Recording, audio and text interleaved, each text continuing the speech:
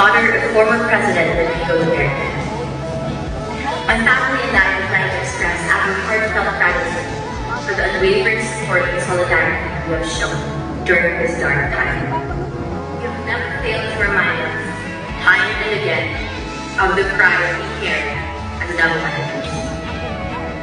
I kindly ask for your continuous prayers for my father, our Tatay's health, since he is not being administered his medication as of the moment.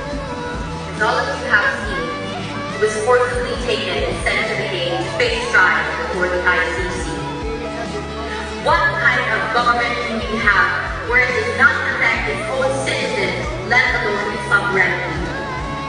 This is oppression and persecution. Now is not the time to be silent. Now is the time to let our voices be heard throughout the world. Free former President Rodrigo Duterte. We have no time for tears, only faith and the will to fight for what is just. I ask everyone to remain strong, alert, and vigilant amidst this time. Let us not stop until my father, our Tatay Dugo, is safely home. Daghang salamat, mabuhay ang Pilipinas.